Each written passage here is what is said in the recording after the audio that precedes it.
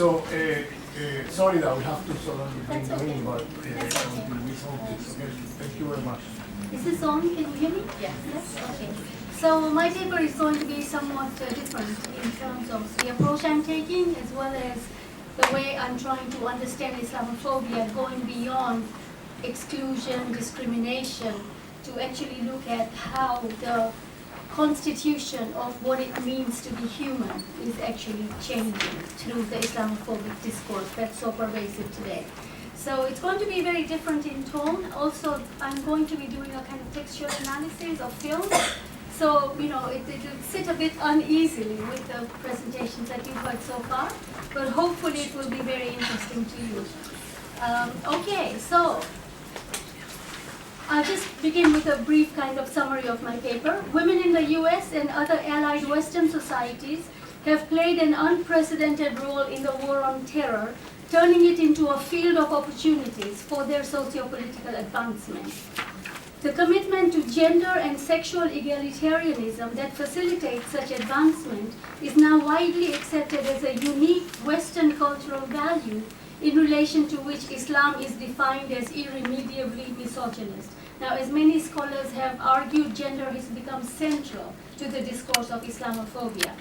The success of this claim of gender and sexual egalitarianism being a unique Western trait, the success of this claim is reliant on feminist endorsements that further, I argue, the demonization of Islam and believing Muslims, men and women, even as they facilitate the incorporation of feminism, not just the deeper integration of women into the imperialist politics of the 21st century. So that gives you a sense of the kind of arguments I'm going to be building.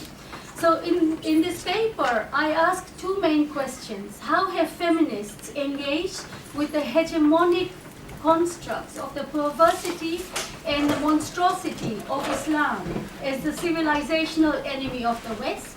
And what role do feminists play in the expenditure of violence against what is defined as the religiously inspired evil of believing Muslims?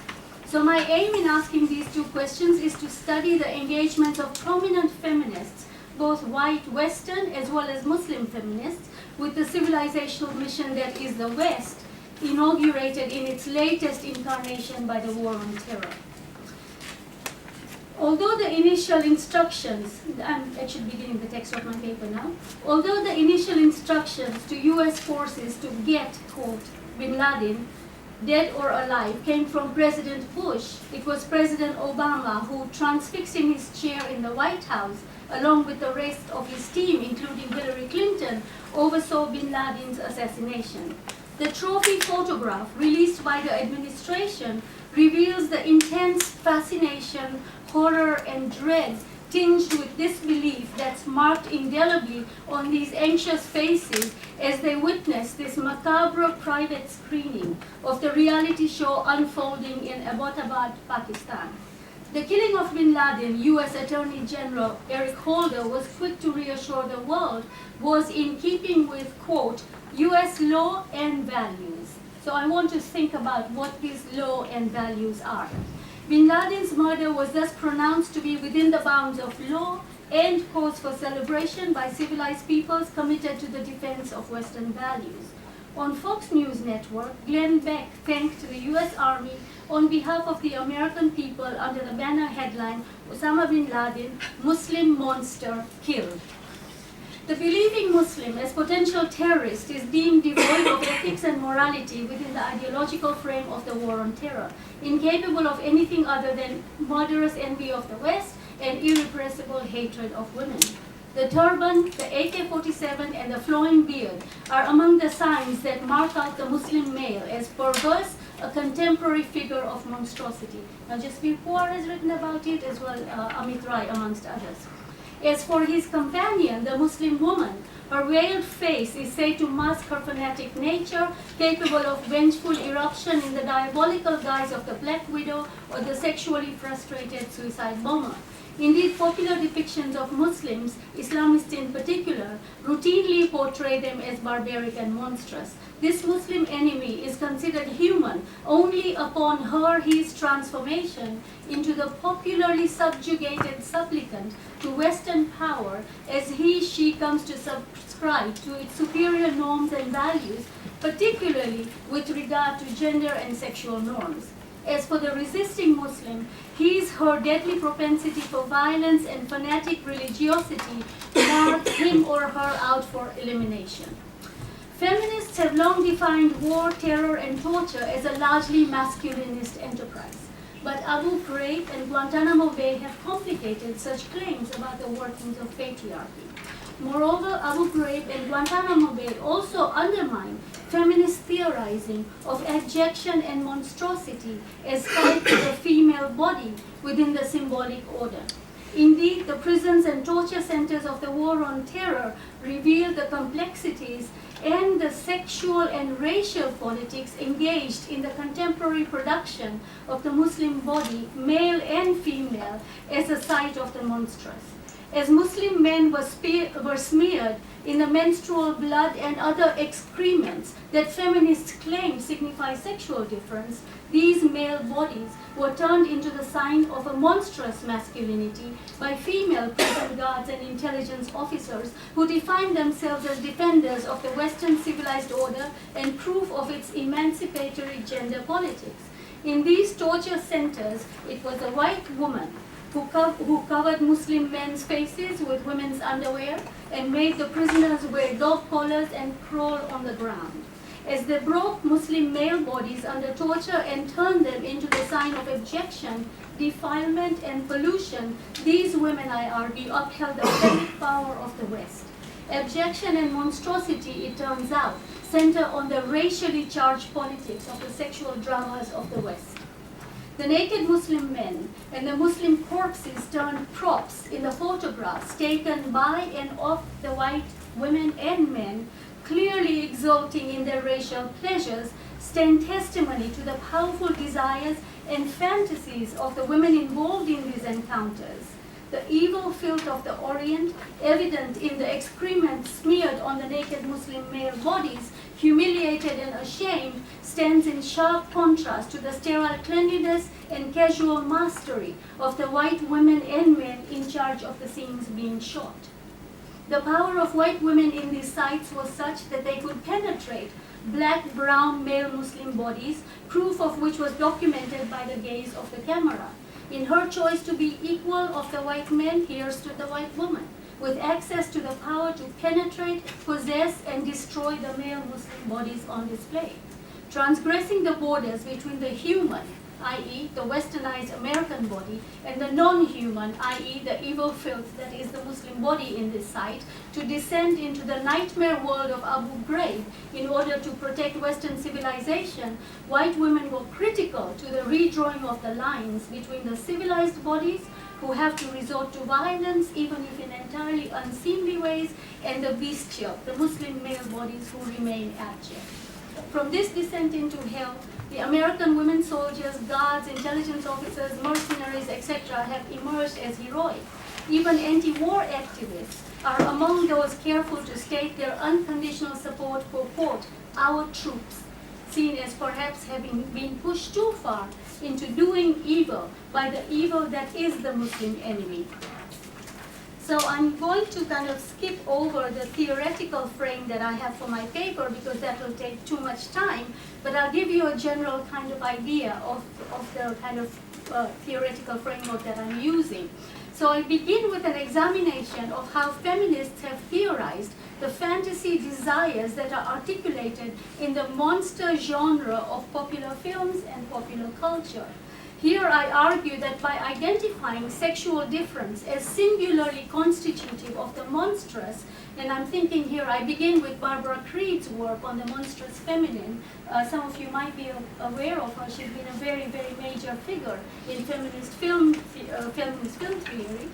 So I argue that by identifying sexual difference as singularly constitutive of the monstrous, feminists have obscured the raciality that is central to the sexualization of the figure of the monster within the Western philosophical, legal, and political psychoanalytic traditions. Such a lighting reveals feminism's own fraught fantasy desire for the racially monstrous. Moreover, feminists fuel the paranoia generated by such racial phantasms by inflecting these with gendered and sexualized modalities of violence, thus reinforcing the demonization of the racially monstrous, defining woman as the real target of the aggression of the monstrous enemy. Feminists have inserted themselves as the doubled victim and heroine in the Western sexual political imaginary.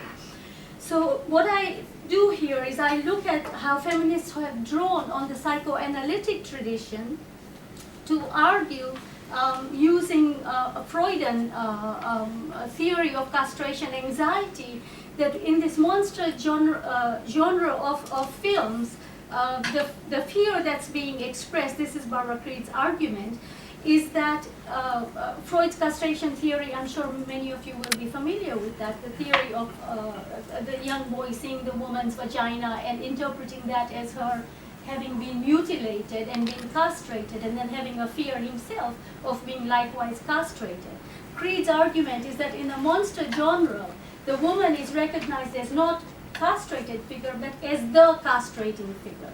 And where the monster genre of films has been read before feminist film theory's intervention as a fight between the evil, or between the powers of evil and good, she is actually arguing that the epic battle that's taking place in this monster genre of films is actually the fight between the masculine and the feminine. And the feminine is the figure of the monstrosity, and hence her title of her book, The Monstrous Feminine.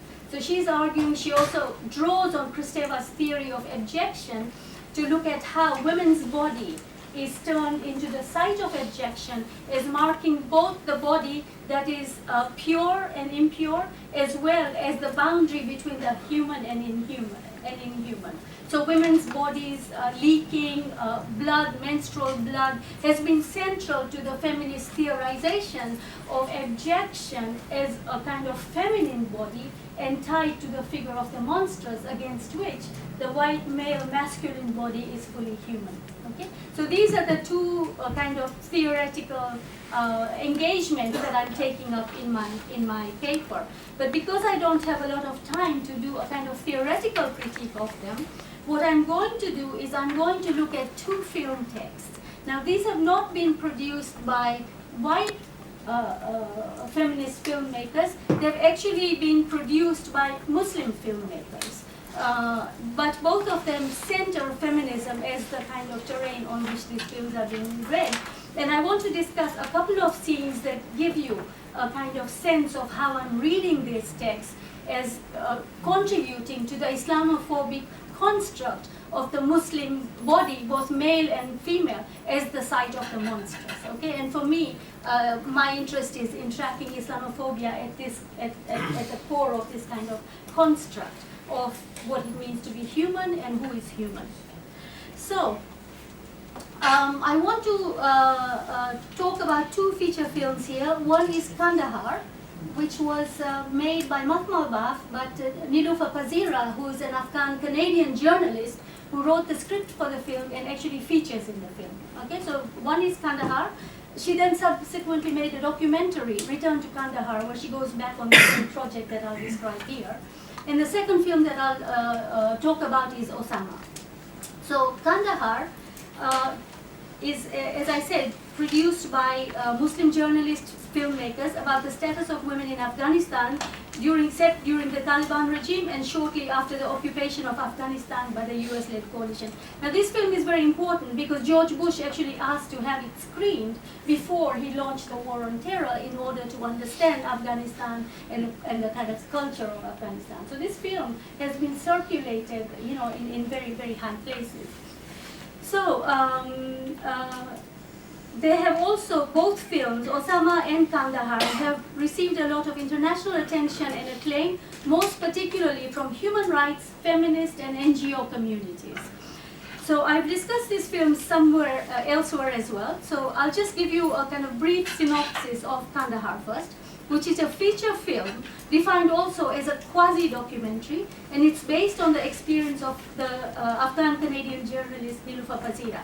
Cast as the heroine Nafas in what is basically a film about a feminist search and rescue mission, the film traces Pazira's travails in Afghanistan as she sets out to recover her sister, who was inexplicably left behind as the family fled the country after the Soviet withdrawal.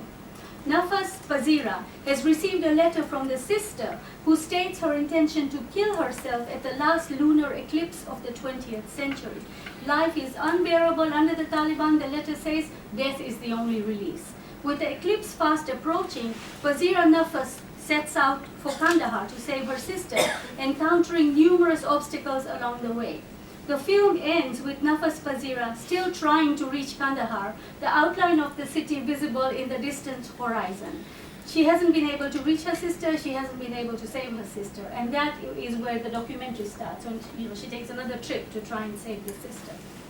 Now, the scene from Kandahar that I wish to discuss here depicts an incident that occurs soon after Pazira enters Afghanistan via Iran. Leaving behind the Afghan family with whom she's been traveling after they are robbed by Taliban-style bandits, Pazira continues her journey with a young Afghan boy as her guide.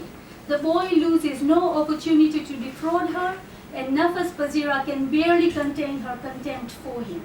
As she sets out with him, she speaks into the tape recorder that she carries with her all the time. And in this film, it's never clear where the sisterly rescue mission ends and the journalist feminist adventure begins.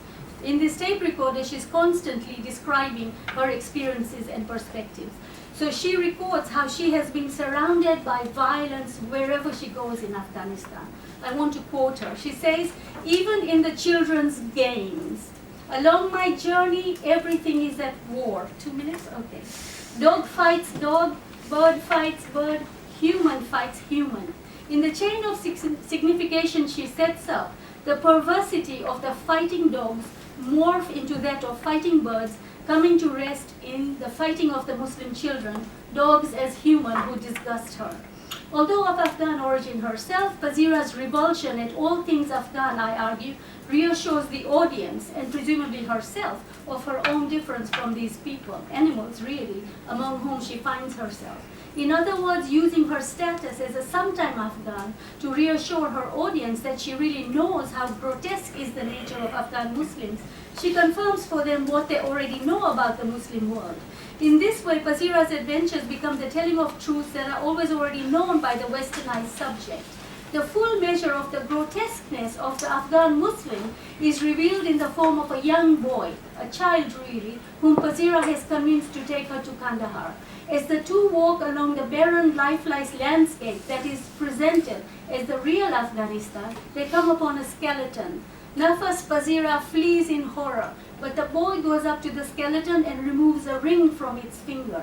He then badgers Nafas Pazira to buy the ring he has retrieved from the skeleton. Pazira's revulsion towards the boy, the skeleton, and the ring merge and thus become more palpable. Here, the living prey on the dead in a zone devoid of life and morality. The dead reveal the monstrosity of the undead, the young boy. The young boy ghoulishly pillaging the spoils of a rotting skeleton in this economy of death and decay functions as a sign of evil. The evil that is his dead spirit, his dead world, his wretched country, and his thieving people, Muslims. Destructive of all morality, this economy of death is inhospitable to the living, represented here by Nafas Pazira in her status as outsider, in her Canadianness, because she is a Canadian Afghan, she never loses an opportunity to remind the audience of this, and her westernization. This scene gives rise to no reflection on a poverty and destitution so desperate that the robbing of corpses, the hiring out of children to the Western feminists who have come with the invading Western forces becomes the only means of survival.